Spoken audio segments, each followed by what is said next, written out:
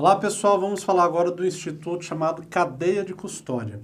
Instituto esse trazido pelo pacote anticrime entre os artigos 158A até o 158F do Código de Processo Penal. A cadeia de custódia, diferentemente do que alguns podem pensar, e é normal pensar isso porque o nome desse instituto nos leva a pensar nisso, nada tem a ver com prisão, com penitenciária. Então a gente vê a expressão cadeia, a gente acha que está relacionada à penitenciária. Não está. A gente vê a expressão custódia, já lembra logo de audiência de custódia e já lembra logo de prisão.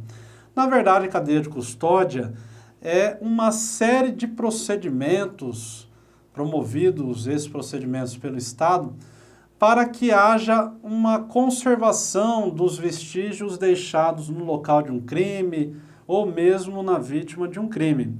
Esses vestígios serão acolhidos, serão acautelados para que possam ser usados num processo penal. Isso daí é chamado de cadeia de custódia, ou seja, essa série de procedimentos que a gente já vai falar de forma mais aprofundada. Instituto esse que já existia no direito comparado. Nos Estados Unidos, por exemplo, já é de muito tempo a análise que a gente tem de filmes, por exemplo, americanos, que mostram como funciona lá a cadeia de custódia e depois do estudo aprofundado dos artigos, vocês vão ver que realmente isso já acontecia em filmes que a gente via. Esse Instituto da Cadeia de Custódia, ele é novo na legislação, entrou agora com o pacote anticrime, mas na doutrina já havia uma certa discussão. Um dos precursores nessa discussão no nosso país é o doutrinador Geraldo Prado, e vale aqui fazer menção a seu nome. Mas então acompanhe comigo, inicialmente, a redação do caput do artigo 158A. Diz o seguinte: considera-se cadeia de custódia o conjunto de todos os procedimentos utilizados para manter e documentar a história cronológica do vestígio coletado em locais ou em vítimas de crimes, para rastrear sua posse e manuseio a partir de seu reconhecimento até o descarte. Então, no 158A, a gente tem exatamente esse conceito daquilo que eu havia falado da cadeia de custódia. Se você quer saber o conceito de cadeia de custódia, está aqui no caput do artigo 158A. O parágrafo primeiro vai dizer: o início da cadeia de custódia dá-se com a preservação do local de crime ou com procedimentos policiais ou periciais nos quais seja detectada a existência de vestígio. Então, a ideia é buscar, inicialmente, nessa série de procedimentos, nessa cadeia de custódia, preservar o local do crime, preservar a vítima de um crime ali, para que depois a perícia chegue e faça o seu papel. Então, aquela fita isolante de local de crime que a gente vê muito em filmes americanos, é um dos procedimentos, por exemplo, que a gente pode dar como exemplo desse parágrafo primeiro, onde ele diz preservar a cena do crime, o local do crime. Essa é a ideia do parágrafo primeiro, que diz que o início da cadeia da custódia tem exatamente o seu marco aqui. Parágrafo segundo: o agente público que reconhecer um elemento como de potencial interesse para a produção da prova pericial fica responsável por sua preservação. Então, vamos imaginar que chegou lá, antes da perícia, a polícia militar. E a polícia militar foi a primeira que teve acesso ali àquele vestígio.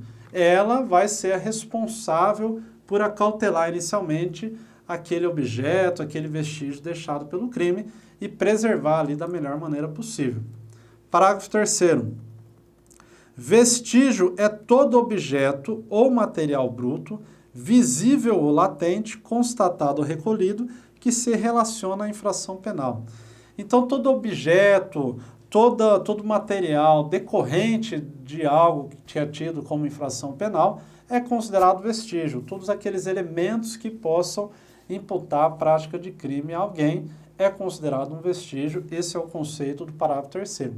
E o que é interessante que esse Instituto da Cadeia da Custódia, que vai ter vários momentos ali, ele foi trazido pelo legislador de uma forma muito cuidadosa.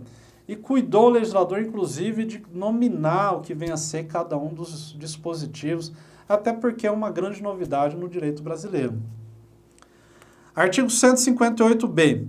A cadeia de custódia compreende o rastreamento do vestígio nas seguintes etapas. Então, ele vai passar a narrar aqui quais são as etapas dessa cadeia, desse grupo de procedimentos.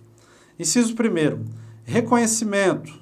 O que é o reconhecimento? Diz o inciso 1º. É o ato de distinguir um elemento como de potencial interesse para a produção da prova pericial. Então, o reconhecimento nada mais é que você identificar ali no local do crime, identificar na vítima de um crime, o que pode ser usado para elucidar aquele crime, o que não pode ser usado, o que não tem serventia nenhuma. Você não precisa recolher tudo que estava, por exemplo, na cena de um crime, e essa cena do crime, vamos imaginar que seja uma residência. Você não vai tirar todos os móveis, todos os materiais daquela residência para servir como vestígio e que depois possa ser utilizado na elucidação do crime. Não precisa. É apenas fazer, então, um reconhecimento daquilo que necessário se faz para o processo penal posterior. Então, reconhecimento é saber fazer essa distinção. Inciso 2º, isolamento.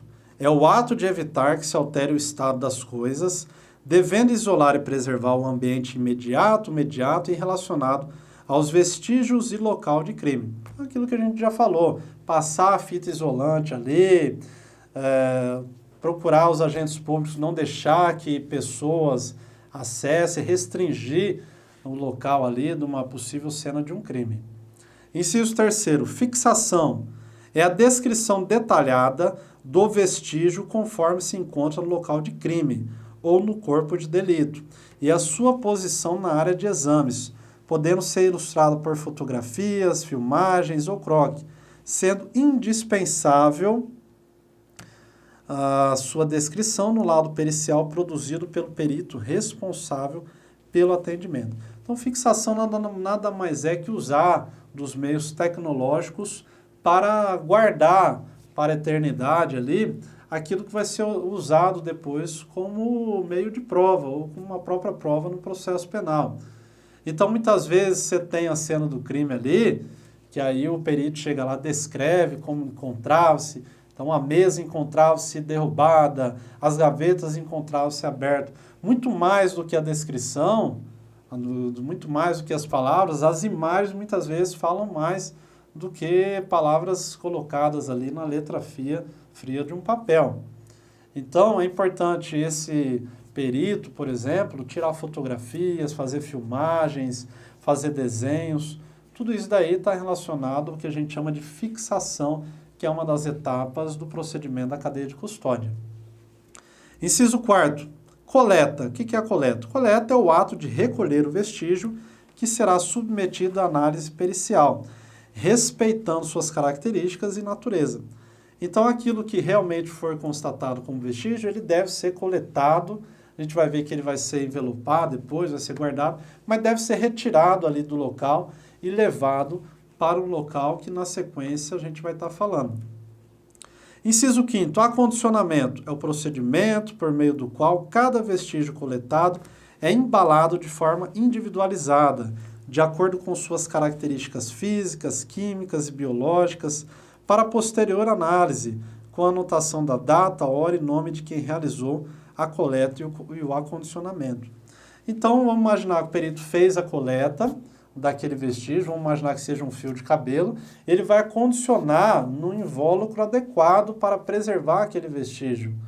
E esse agente que faz essa coleta, esse acondicionamento, ele deve colocar ali o nome seu, a data em que foi coletado, o horário, enfim.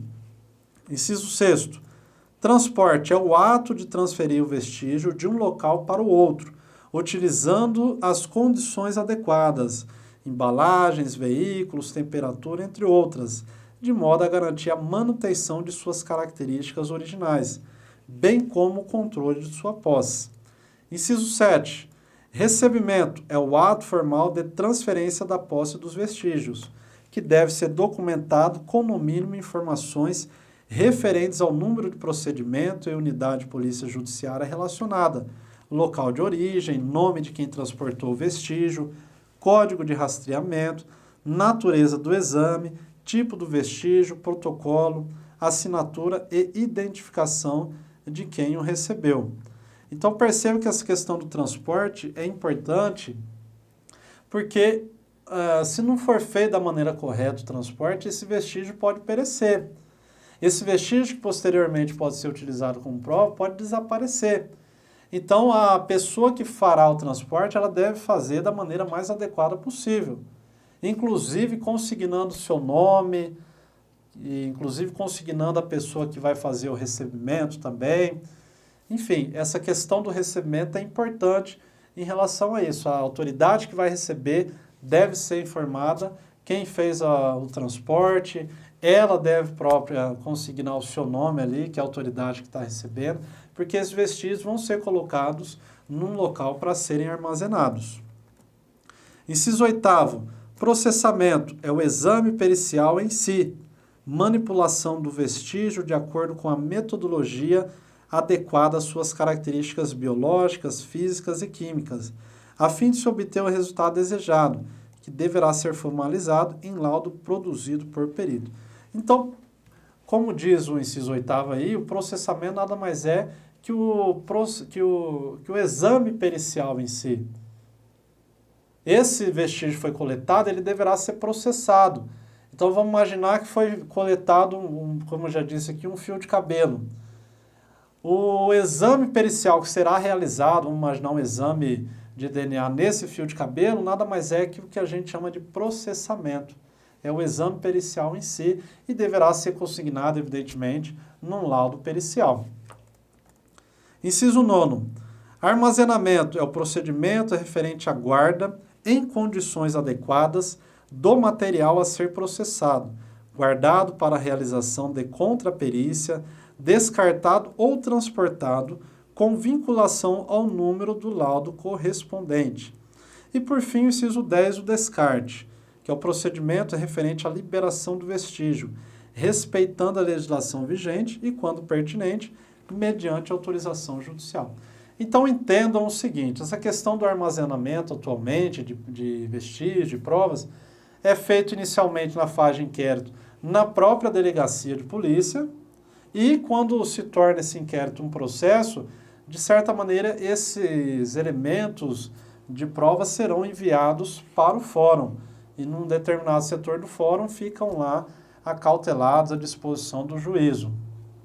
A partir de agora, com a criação da cadeia de custódia, esse armazenamento deverá ser feito em local próprio para isso, como a gente vê muito em filme americano. Galpões que são utilizados especificamente para guardar esse material probatório, aí, esses vestígios, como diz o legislador. E depois de terem sido documentados, depois de terem sido feito processamento em cima deles, se for o caso, podem ser descartados.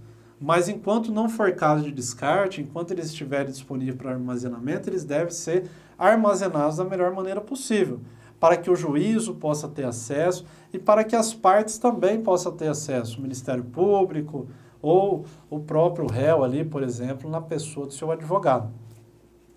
Artigo 158-C.